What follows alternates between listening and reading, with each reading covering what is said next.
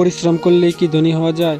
এক মুহূর্তের জন্য থামুন, ভাবুন পৃথিবীর সবথেকে পরিশ্রমী মানুষগুলো কারা? তারা নিশ্চয়ই ধনী নয়। তাহলে প্রশ্ন আসে, যারা রোদে পুড়ে ঘামে ভিজে প্রতিদিন সকাল থেকে রাত পর্যন্ত কাজ করে, তাদের জীবন কেমন? যদি শুধু পরিশ্রমেই ধনী হওয়া যেত, তবে রিকশাওয়ালা, নির্মাণ কর্মী, কৃষক তারা আজ বিলিয়নিয়ার হতো। তাহলে আসল রহস্যটা কোথায়? উত্তরটা লুকিয়ে আছে কাজের ধরন আর ভাবনার দিক নির্দেশে। কাজের পরিমাণ নয়, বরং কাজের মানে নির্ধারণ করে আপনি কোথায় পৌঁছাবেন। আপনি কতটা কাজ করেছেন তা নয়, বরং কি কাজ করেছেন সেটাই আসল। আমরা অনেকেই দিনরাত পরিশ্রম করি, কিন্তু ভুল জায়গায়, ভুল পদ্ধতিতে। যেমন কেউ অফিসে অতিরিক্ত ঘন্টা দিচ্ছে, কিন্তু নিজের দক্ষতা বাড়ানোর দিকে নজর দিচ্ছে না। অন্যদিকে কেউ প্রতিদিন 2 ঘন্টা নতুন কিছু শেখার জন্য সময় রাখছে, এবং সেখান থেকেই তৈরি হচ্ছে তার ভবিষ্যতের সাম্রাজ্য।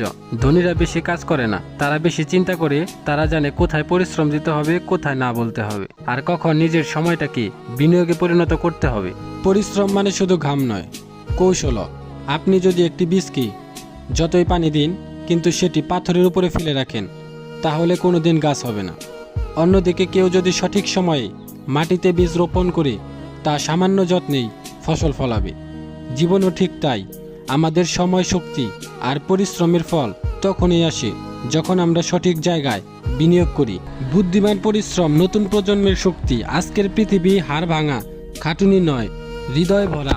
বুদ্ধি বদলে দিচ্ছে খেলা। পরিশ্রম অবশ্যই দরকার, কিন্তু সেই পরিশ্রম যদি অন্ধভাবে হয়, তবে তা আপনাকে শুধু ক্লান্ত করবে, সফল নয়। যে পরিশ্রমে বুদ্ধির দিক নির্দেশে চলে, সেটাই গড়ে তোলে ভবিষ্যৎ। তাই আজ থেকে প্রশ্নটা বদলে ফেলুন, আমি কতটা কাজ করছি নয়, আমি যে কাজটা করছি সেটা আমাকে কোথায় নিয়ে যাচ্ছে।